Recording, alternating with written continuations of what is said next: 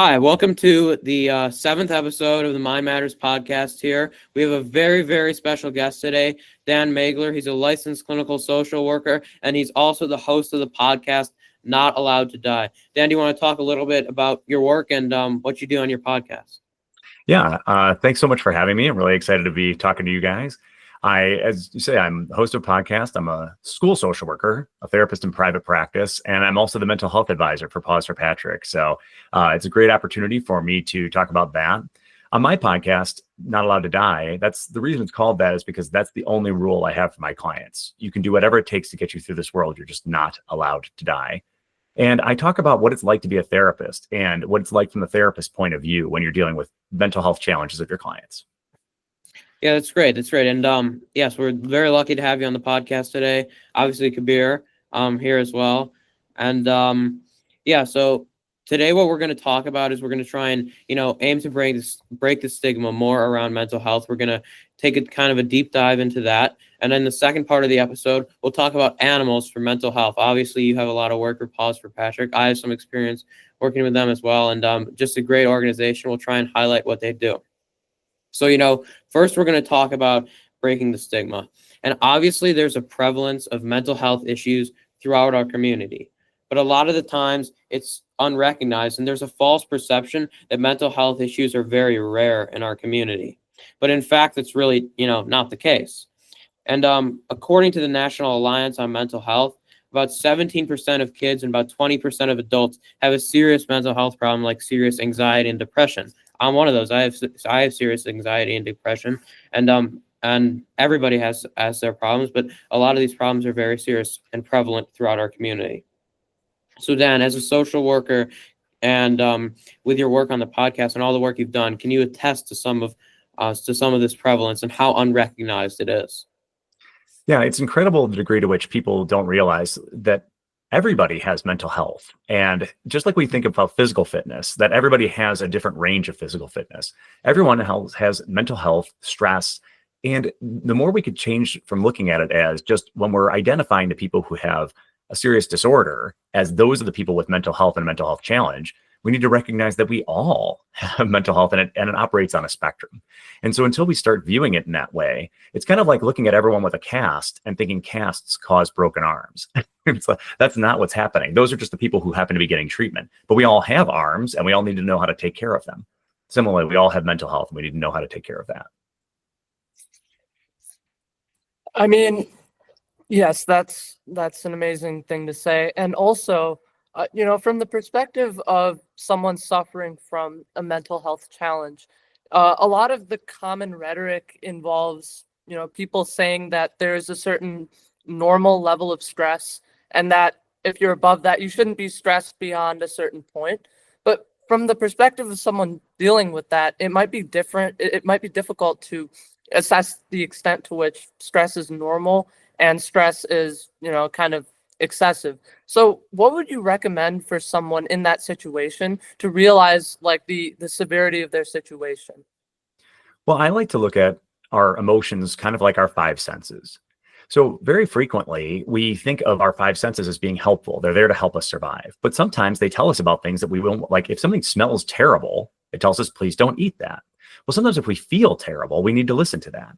And if we're feeling really, really extra terrible, well, we need to listen. Why?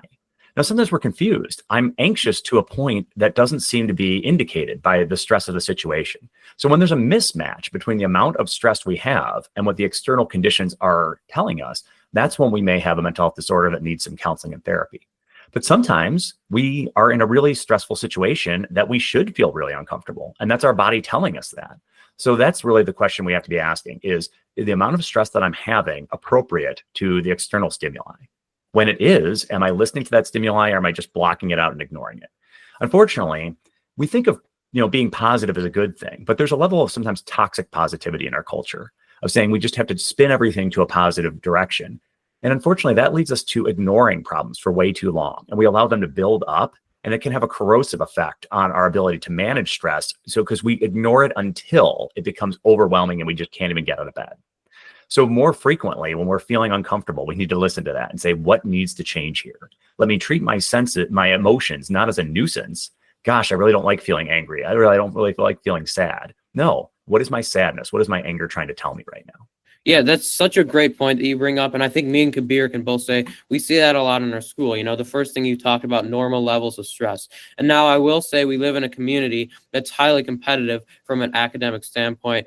Obviously, you have some experience with that at Lake Forest. But yeah, I think people tend to say, you know, this is normal. This amount of stress that I'm currently feeling is normal. And they talk about mental health. They recognize mental health, but as you said, they try and spin it in a positive way. When the real thing you need to do is be more candid about your emotions and listen to your senses. So I think that's a great point you bring up, and I think it highlights some of the not the hypocrisy, but some of the contrast in the rhetoric around mental health. So I'm saying, you know, spin it in a positive way, and the more correct approach of being candid about your emotions. Yeah, I'm really candid and curious. So there's this guy, Dr. Mark Brackett, who came from Yale, who came up with something called the mood meter. And he really says that what we need to do, even therapists are sometimes not great at identifying their own emotions. So his thing is we all need to be kind of emotional detectives and really be more curious about our emotions instead of being annoyed by our emotions or upset by having them. Again, what is this emotion trying to tell me? Why am I feeling this lack of energy? Why am I feeling this irritability? So instead of being upset for having it or trying to power through it, be curious about it. Yeah, that's a great point, and I want to highlight that, you know, human beings are in a way programmed to react to emotions in a certain way. Obviously, we have flight or fight response, cortisol levels in different stress-inducing situations, and a lot of times we're programmed to kind of ignore that stress in the moment. But I think an important thing that people have to do is reflect on it afterwards, and by suppressing it over long periods of time, stress and mental trauma can build up. And I think when people are not in the moment of being stressed, they try and forget about it and they try and move on. But sometimes I think reflecting about it is the correct thing to do. When again, also we have to realize sometimes I like to ask myself, what could go wrong if I couldn't have this feeling? What could go wrong if I couldn't feel angry? What could go wrong if I couldn't feel anxious? With my sense of smell, like I don't like to smell bad things. So sometimes maybe I wish I didn't have it. But if I couldn't smell burning hair and plastic, which I don't like, I might sleep through a fire. So that gets me up. So again, all of these difficult things, they also have this superpower associated with them. So what could go wrong if a person couldn't feel anxiety? Well, then they wouldn't be aware of dangers. What's the benefit of depression? Well, depression can really make us more empathetic. It can help us to connect to people. Now, is that toxic positivity? No, it's just recognizing that every negative that we're experiencing also has a positive side to that. So we can take something good out of it. Does it make it worth feeling depressed? No. We should all try to shorten our periods of depression. But at the same time, realizing there is something beneficial about all of the feelings that we're having. There's some information it can help us find. Yeah, and during my experiences, and obviously Kabir can attest to this too, I think a lot of the stuff I work on is reactionary. Like depression, anxiety, spurts of depression and anxiety are going to happen. You're not going to eliminate them. That's one of the things we try and talk about with breaking the stigma, is that it's 100% natural to have anxiety and depression acutely in specific moments and over a long period of time, because people are born with that way. As we talked about, 17% of kids have that and 20% of adults. So I think developing tools to deal with, you know, spurts of anxiety, spurts of depression when they come along is very important, as opposed to trying to eliminate it in its totality. But I also wanted to say, and I'll let you agree, but that 17 and 20% number is incredibly low. Yeah, I said that because they said that, but in reality, I think it's much higher, possibly by a factor of 2 to 3. Yeah. Yeah. Well, because those are only the people, they're only counting the people who sought treatment. And we know anybody who sought treatment knows you have to overcome a lot. You have to communicate a lot to go out and seek that treatment. So for every person who's getting the help and support, there's probably 3 to 5 people who are sitting there suffering, who are afraid to let anyone know what they're feeling. So again, and again, this idea of being on a spectrum, some people might say, well, it's not bad enough today that I need to go get help and support, but maybe 3 days out of last month it was. So when is it getting to that point where it's so overwhelming that the person can't function?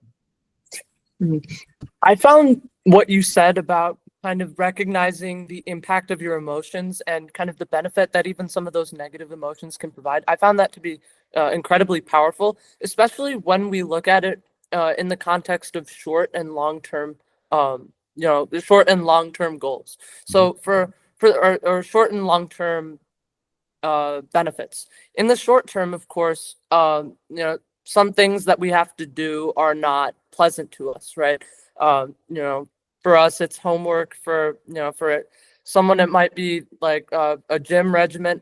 But, in the long term, those things are designed to kind of build resilience or build some kind of skill that you can use in your future. And so, getting in tune with your emotions is not just about the short-term pleasure or displeasure about an emotion. It's more about, getting in tune with what you're feeling on a broader scale, whether that's a medical condition or just something in your life that an emotion is helping you deal with better. Yeah, and that's I was literally just before jumping on this podcast, I was talking to a client and she works at a law firm downtown, and we were talking about again her levels of anxiety and that the short-term benefit for her anxiety, your anxiety and your depression, their main goals are to keep you safe. They want you to be in your bed all the time with your covers pulled over your head, because if you're in your bed with your covers over your head, nothing bad can happen to you, but no real life can happen to you. So that anxiety depression is well designed if that was your only objective in life. But that's when we have to say, I want things more than being safe. I want to have a life of experiences. And so that's where our long-term thinking, we have to balance that out. How much do I want to be safe right now? And how much do I also want those competing things of going out and having experiences? Yeah, exactly. I think in my experience too, I talk about a lot about my experience, but yeah, in my experience, trying to have that balance. I would definitely say I'm a person who wants to be in the bed with the sheets pulled over, not anything gonna happen, not going out. I think probably Kabir's the same way too. But I think in my experience, it has been the balance, right? It has been trying to push yourself out of your comfort zone, and over the long run, that'll reap benefits. So I think it's important to recognize that short term and that long term balance. Mm-hmm.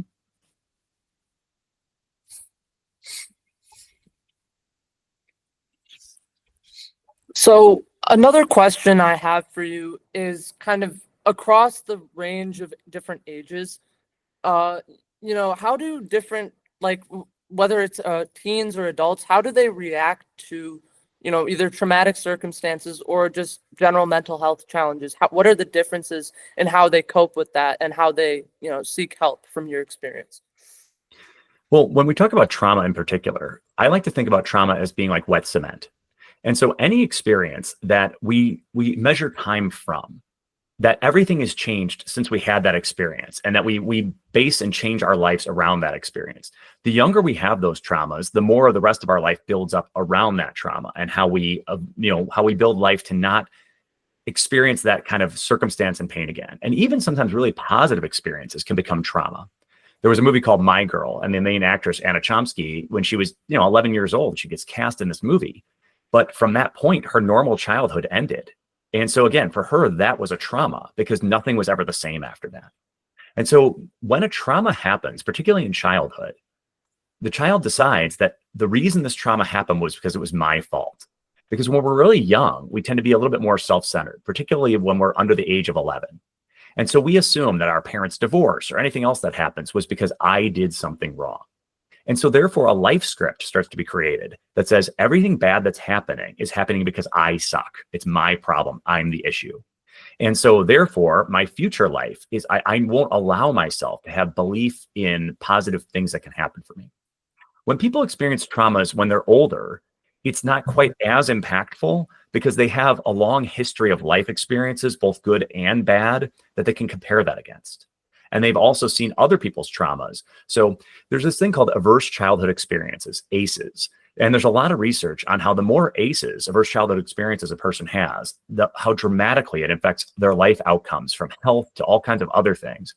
And so again, having these things earlier can be more impactful. But the nice thing is, the sooner and the younger a person is when they start to get help and treatment, we can start to repair that. So again, when we think of our childhood as like the foundation of a building, when there's a crack in the foundation, it's hard to build a good, strong building. And the longer we go and the longer we wait to address it, the more challenge we're going to have fixing that.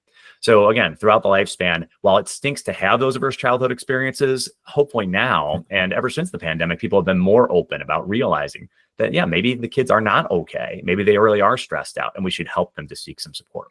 And even pediatricians, I don't know if when you guys have gone to your pediatrician, they've started giving out little surveys to people with a checklist of, are you experiencing this, that, or the other negative symptom? And if they are, so we're hearing about a lot more people being referred to counseling and therapy from their pediatrician's office, which I think is amazing.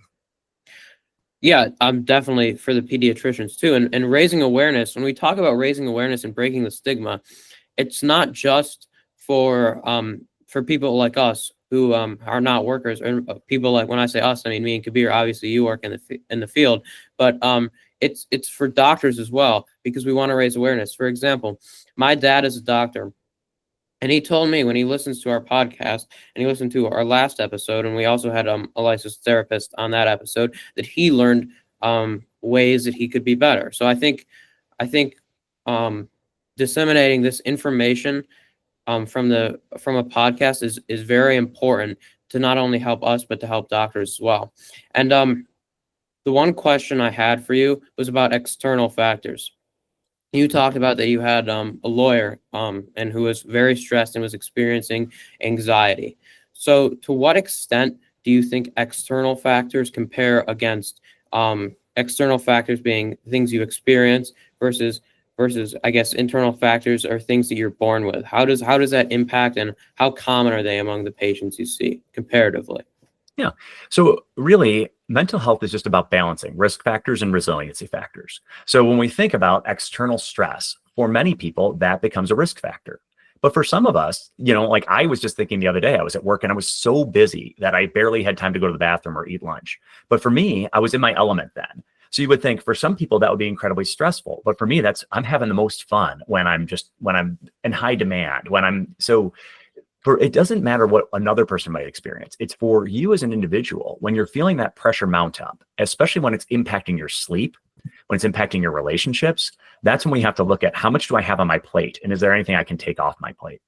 For most people who have depression and anxiety or any other mental health condition, there is some combination of external stressors and then genetic components.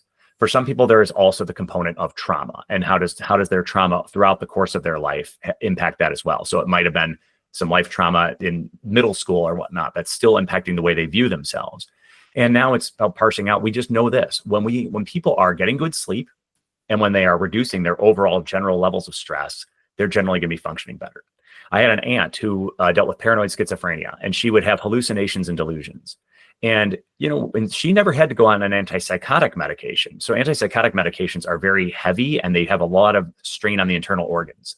So we decided not to have her put on any of those, but she would just take an antidepressant medication, because when she wasn't stressed out, the hallucinations and delusions didn't bother her.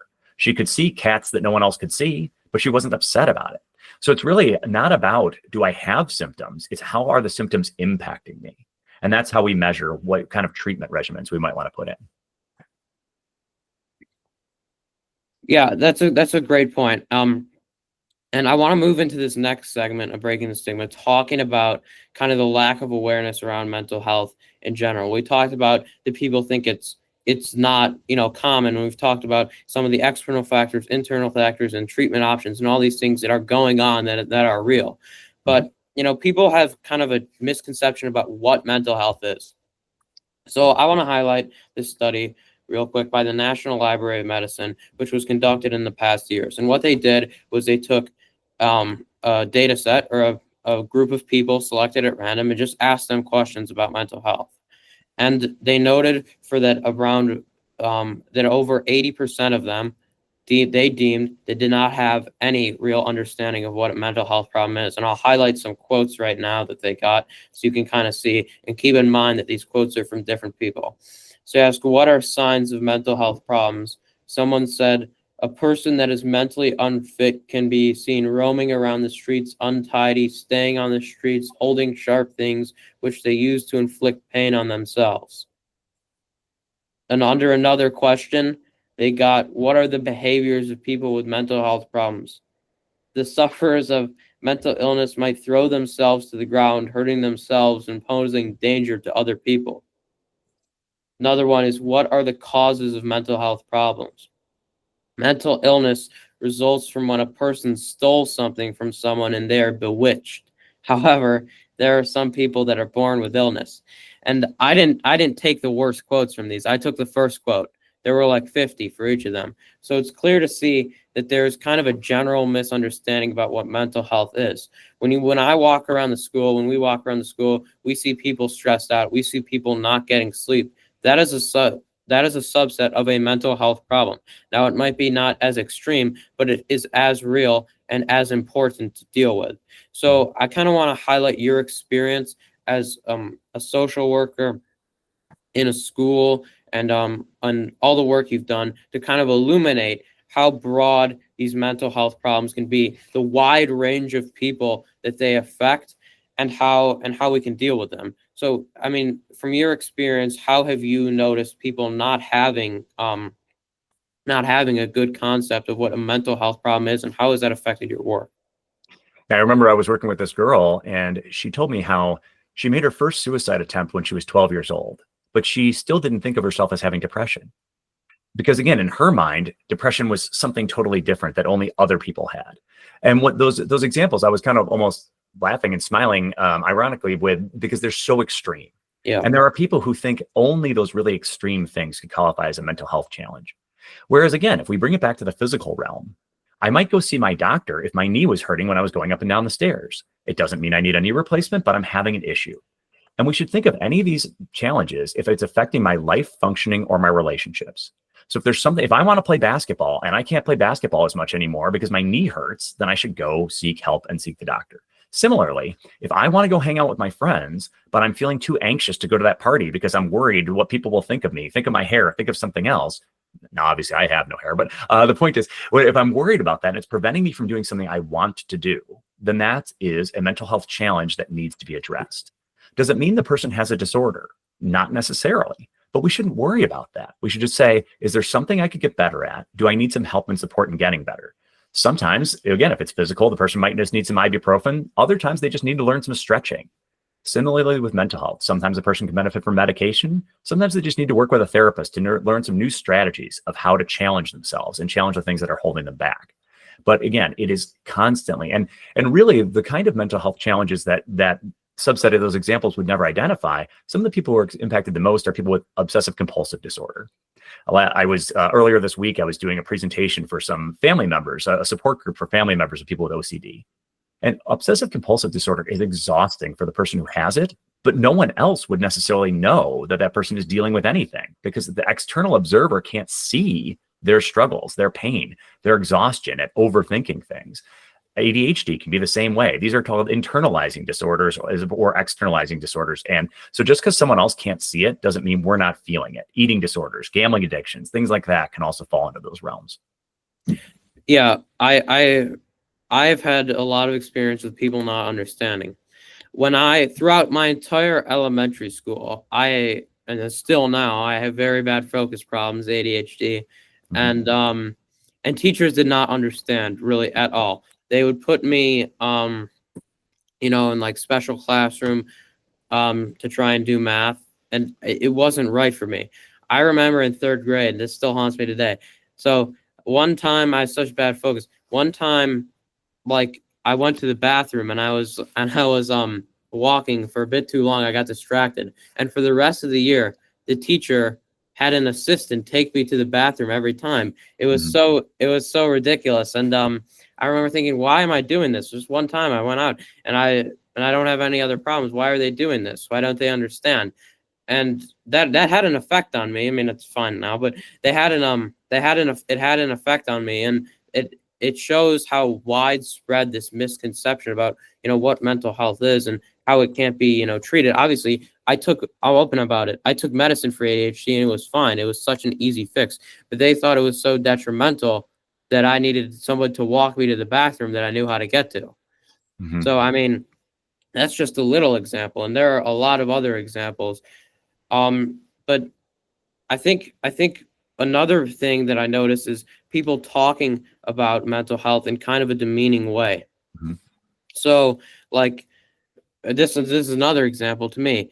Like, I had a tennis coach once who, and this is another example with ADHD. I had a tennis coach once who kind of made fun of my ADHD for not paying attention. And I think that can discourage people when you have those experiences from seeking help if they don't have resources and information readily available. So have you noticed that people don't come to seek help because of the rhetoric going around about mental health, maybe at Lake Forest High School or elsewhere? Absolutely. I think people think to themselves, I don't want to be the kind of person that's being talked about. One of the common things that people will say in an ignorant way is, "Oh, I'm so bipolar today," or "I'm feeling so bipolar." Well, as a person who I had an uncle with bipolar disorder, I have a brother with bipolar disorder, I have a nephew with bipolar disorder, and there's a lot of misconceptions about that. I've had a lot of clients throughout the years who have had hallucinations or delusions, but they're afraid to go seek help for it because they don't want the clinician or anybody else to think they're quote unquote crazy. And the reality is there's so many people walking around who have these experiences, but again, they're not seeking help. They're not seeking support. Most people don't realize that the most common eating disorder is binge eating disorder. And of people with binge eating disorder, sometimes over up to 70% of them will say, who are in therapy, will say that they would not tell their therapist about it unless their therapist asked specifically, because there's so much shame. So even among the people who have these disorders, because they think that if I admit this, it makes me unqualified to have happiness, to have support, and people will just think I'm crazy and write me off. And that's so terrible because every single one of these disorders can be treated and a person can live without having the symptoms really shut them down and learn to embrace those aspects of themselves that are actually enhanced by the way they think differently. What you said, particularly about the people experiencing hallucinations and then not wanting society to think that they're crazy, it kind of reminded me of, a phenomenon during, the world wars where soldiers would come back and, many of them would be afflicted with conditions like PTSD, but, the expectation, even going to war, was that they would be strong and that they wouldn't be perceived as, weaklings. But obviously after war, there's both an intense amount of grief and a lot of shame and guilt about, both, some of the conditions they were experiencing and, some of the tragedies during the war. So, like, what are some, perhaps, what are some ways to, help someone like that, particularly in a traumatic situation, who's feeling shameful and guilty? I know you talked about that a little bit, but like, what are some additional ways to help them, kind of embrace, or let go of the idea that they are somehow responsible, or that, that social stigma that kind of prevents them from reaching out? Yeah, one of my favorite rules that I have in my office for my clients is NSR, no special rules. That one of the ways I help my clients challenge that negative self-talk is by saying, would you apply this rule to anyone else? Well, if you just like, when we're doing science, we know that if we can't replicate our results in changed circumstances, then we're not doing good science. So when I'm beating myself up, if I sub myself out of the situation and I say, well, if Kabir was doing that, if Ben was doing that, would I think he was a terrible person? If the answer is no, then I don't get to qualify as a terrible person. There's a new form of therapy, particularly for PTSD, and it's called cognitive processing therapy. And in cognitive processing therapy, and this is great because we can all benefit from this, the research has found that they've really helped people to reduce the amount of post-traumatic stress disorder type symptoms and flashbacks and things. If every time that person's engaging in negative self-talk, they actually have them write down the sentence, what was the negative self-talk that they were saying? And then they ask themselves two questions. Is what I'm saying to myself realistic, and is it useful? And if it's not both realistic and useful, then I have to rewrite that sentence and start to say differently, okay, how can I write a sentence that's realistic and useful? So again, talking about that lawyer that I was talking to earlier, she thinks that she's unworthy of love and she's going to screw up her relationship and she's going to sabotage it and get dumped. Okay, is that statement realistic and is it useful? No to both. So what's a statement that she could say instead? Okay, I'm worried that I'm going to lose my relationship. And therefore, it's sometimes I'm going to do things that might irritate my partner. Now, she can say, when she writes that down and says that to herself, she's less likely to carry that shame and she's going to turn that into something more practical. And if she does that as a practice over time, again, the research says she's going to have less instances of those fears popping up. Yeah, I think that's a good rule. I think there's a discrepancy between how people perceive themselves and how others perceive them, and I've thought about that a lot. I think about that a lot, when I'm trying to like figure out if what I did was wrong or not. But yeah, I think that's a good rule.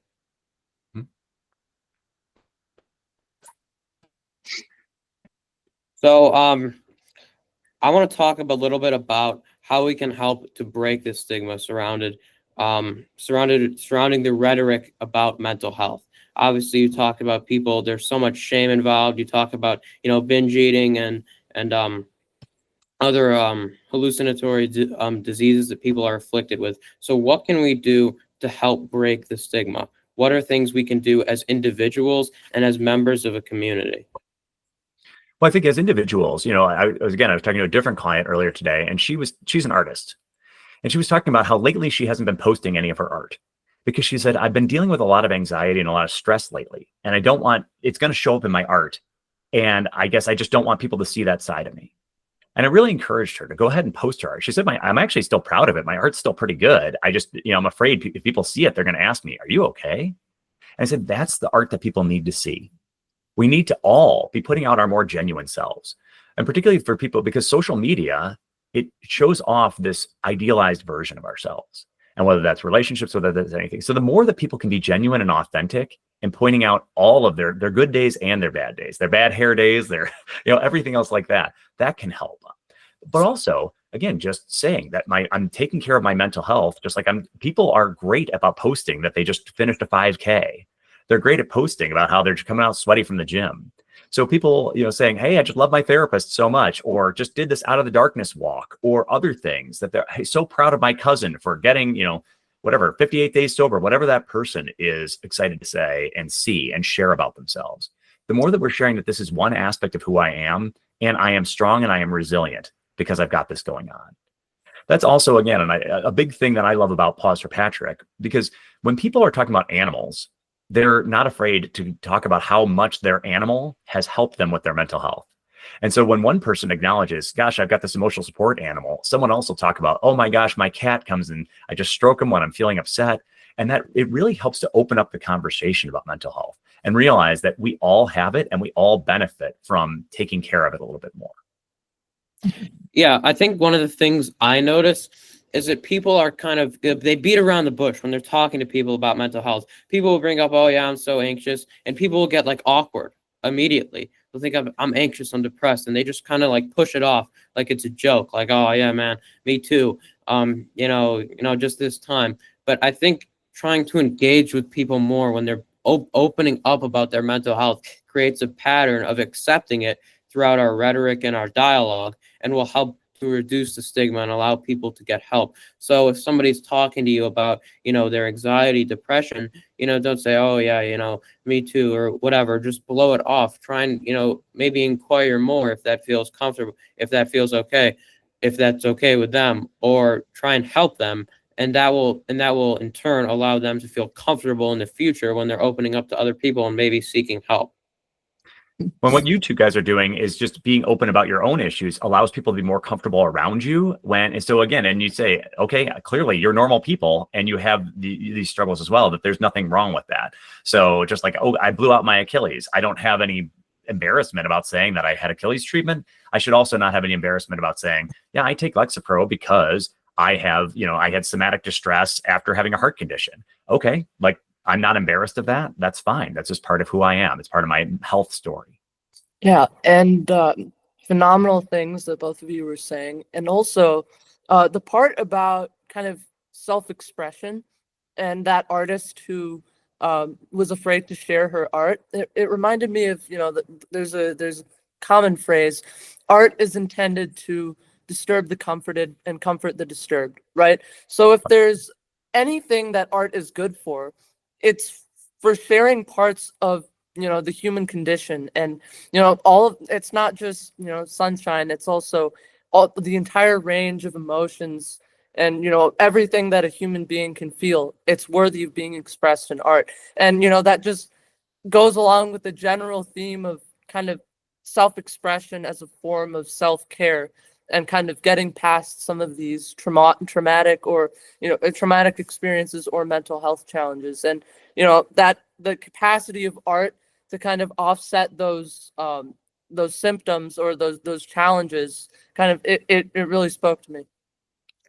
Yeah, and Dan, you did a great job of talking about social media and how we love posting. Yeah, I look great when I was wearing this suit, or great when I was wearing this dress. I made so much money today doing whatever. I did all this, but nobody ever posts on social media about their lows, because they were trying to create a personal brand.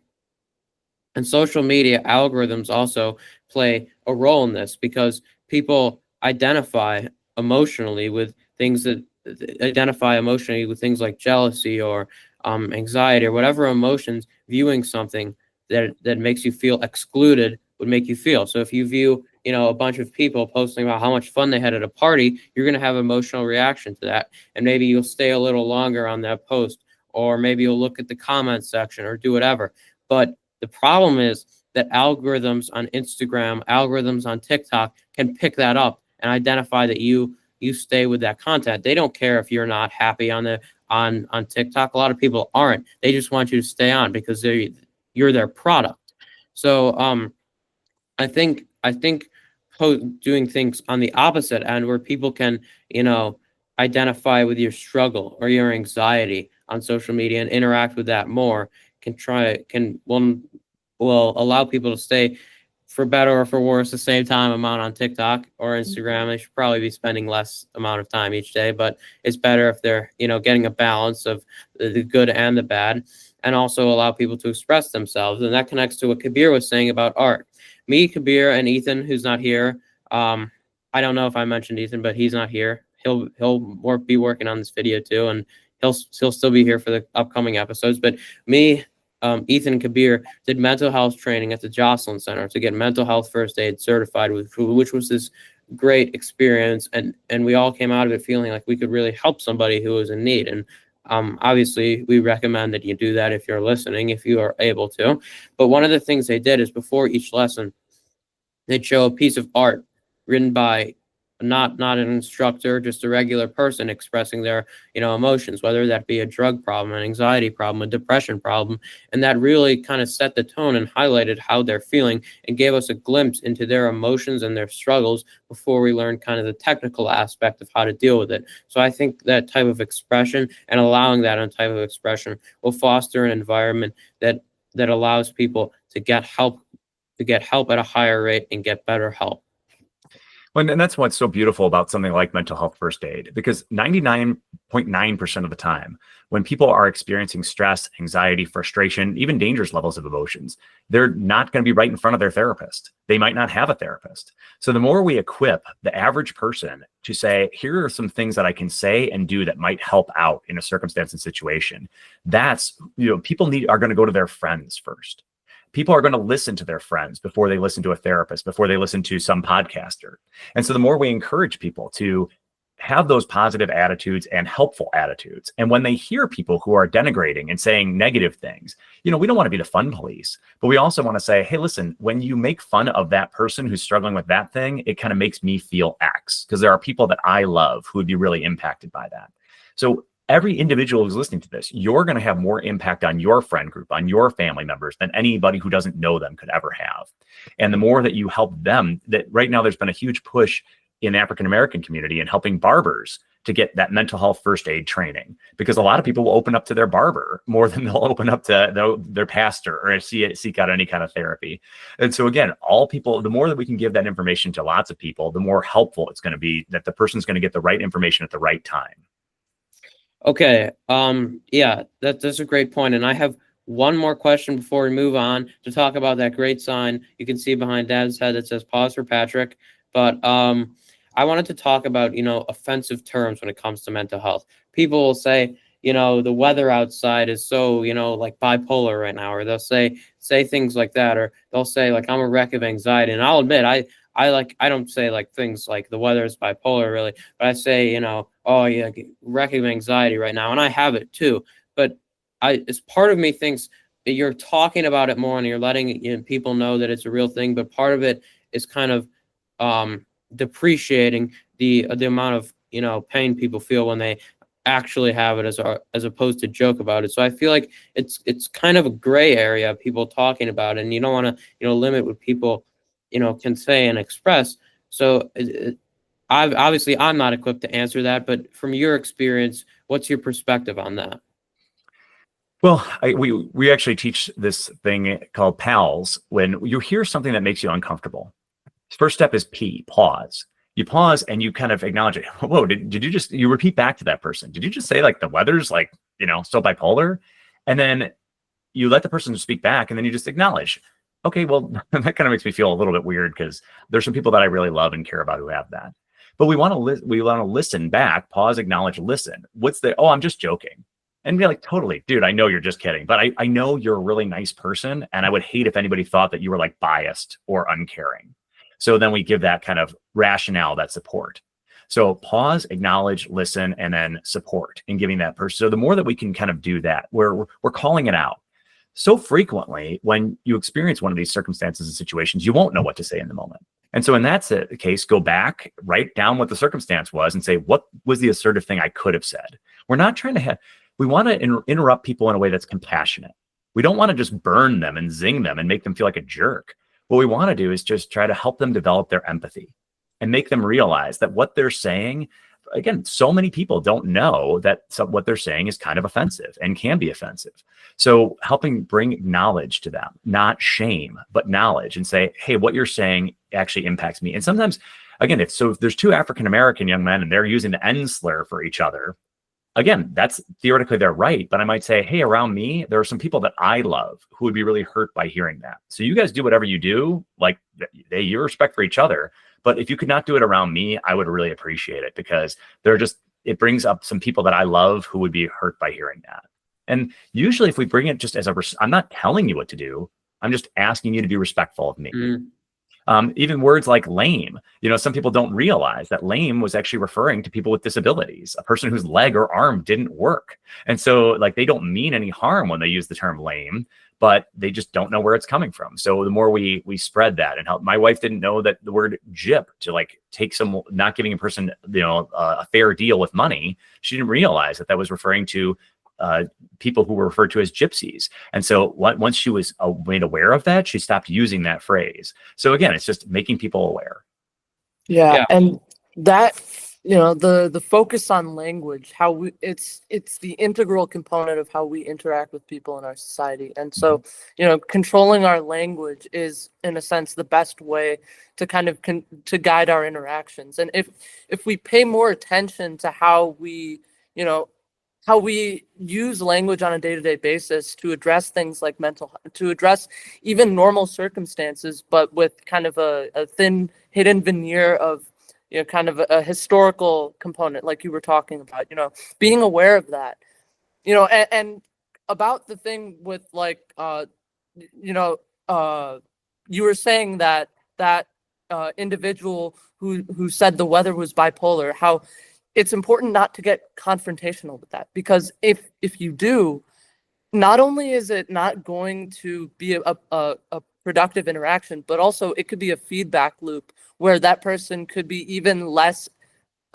encouraged to change their ways or to change the way they use language. And so, you know, saying, oh, I wouldn't want people to think that you're a mean person. That is something that is so crucial, that's missing from so many of our interactions, where people just get, you know, needlessly aggressive or, you know, needlessly confrontational. And it just, you know, it distances people rather than making them more compassionate, which was the goal of the intervention in the first place. Yeah. When I was a young therapist working at a therapeutic school, I had a student who would often use anti-gay slurs. And so thinking I was clever, I said to him, let's say his name was Bob. I said, Bob, you really seem like you're obsessed with homosexuality. Is there something you want to tell the group? And he threw a chair at me. All right. So that was not a good compassionate interruption. So what I would have done now is I would have just said, hey, Bob, there's a lot of people I love who are queer. My nephew's queer. So when you're using those anti-queer slurs, it really kind of hurts me. again, not as no funny quip there. I wouldn't have gotten a burn on him, but he might have heard me. He might have listened to me, and he might have thought about it more. And that's ultimately the real goal, is to have the person leave the conversation. Actually, we want to just plant a seed with them. And to your point, Kabir, like when I zinged him and he threw the chair at me, he hadn't changed his mind at all. In fact, he might double down and use more anti-gay slurs more often. So that's not helping anything. Yeah, we want to get out of the conversations with no chairs thrown. We want to make it as peaceful as possible. So, I think we've done a good job of, characterizing how widespread they are, mental health problems, that is, in our community, how they affect so many people, and kind of what we can do to break the stigma. So in the second, final part, short part of the episode, I want to, talk about something a little bit more fun, and that's emotional support animals. Obviously, I have a dog. Kabir, you have? Yeah, I have a cat named Max. Yeah. My dog's name is Ruby. She's very, very cute. So I guess I don't really know what an emotional support animal is, the definition. I don't know if Kabir does, but can you talk a little bit about that? Sure. An emotional support animal is a companion animal that, being in its presence for a person who has an emotional health disability, decreases the frequency, intensity, or duration of some symptoms that they may be experiencing. So it doesn't have to be a dog or a cat. It could be a llama or a fish or a tarantula. It doesn't have to have any special training. It just means that when you're around that animal, you feel a little bit better. So for any person who has a diagnosis of a mental health condition, they can get a letter from their therapist that says this is an emotional support animal. And with that designation, it means that the person cannot be charged pet fees or a pet deposit if they're living, and they have to be allowed to bring their animal into even no pet housing. So for people who are living in apartments, this is a game changer, or for college dorms. So if a person wants to go off to college and they want to bring their animal with them, because that'll really help them, the colleges all have to have a space for that. Some people confuse this with like a therapy dog or a therapy animal. And therapy dogs are animals that are trained. They get specific training to be non-reactive. And that takes a good amount of training so that they can go out and interact with people and help those people to feel less stressed out. The training goes out. And then there's an animal called service animals. So we think about like seeing eye dogs for the blind and whatnot. And those animals get a ton of training, usually like $10,000 to $15,000 worth of training to really help out a person to remediate a symptom. So if a person has epilepsy, the dog or animal might be trained to notice when they're about to have a seizure and lick their face and that kind of thing. So we have these three main kinds of animals that help people out in mental health situations. Emotional support animals don't have any rights outside of the home. So if you see somebody trying to bring their animal into the shopping mall or into a restaurant, and they say, well, it's my emotional support animal. Well, the restaurant can let them in, but they can let any animal in, but they're not required to let them in. The only animals that have rights outside of the home are service animals. So if it has that really high level of training, then they have those rights. So, I mean, obviously, I would say I feel more emotionally at peace when I'm around Ruby. And she obviously helps me, and she's, at my home. And I know you talked about some of the legal aspects, but what is the benefit of getting a trained emotional support animal or designating your animal as emotional support animal, as opposed to just, getting a dog or getting a cat? What's to say, a dog or a cat, it's the same thing because they don't require any training, but the advantage of having it listed is so that you can live in these places. Yes. But sometimes people will ask, well, does it actually do anything? Or is it just nice to have around? And the research says, so this Dr. Janet Oy-Gerlach of the University of Toledo has recently done some research that shows that actually living with an animal does truly help people with anxiety and depression. And interestingly, for you, Kabir, cats are actually slightly more effective than dogs in remediating the symptoms of depression, which is really interesting. And the question, how does it work? Well, being around your animal will increase your oxytocin. So oxytocin is that love hormone, and it creates a level of bonding, and people feel less isolated and disconnected. So staring into your cat or dog's eyes can create that. And it will also, stroking a furred animal can decrease cortisol. So cortisol is that stress hormone. So that's the mechanism by which it works. And people, we think, should all be able to have access to this right to be around animals because it really makes them feel better.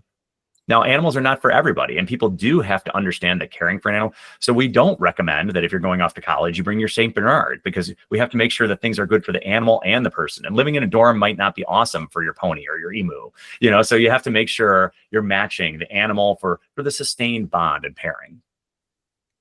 Yeah. And we talked about, obviously the rules and regulations, but I want to highlight the amazing work that Pastor Patrick does. I've been able to see some of that work, and it's been truly incredible. Not only the quality of the work they do, but the amount of people that they help. So, what does Pause for Patrick do? How do they help people? How can you get in touch for Pause for Patrick? And what's the process? Yeah. So Pause for Patrick is a nonprofit organization that was started after the death of Patrick Romer, who was my student at Lake Forest High School. And his family, Patrick was so benefited by his animal, his dog, Cece. And so his family, after Patrick died, they decided we needed to do something to help people, and it has to involve animals.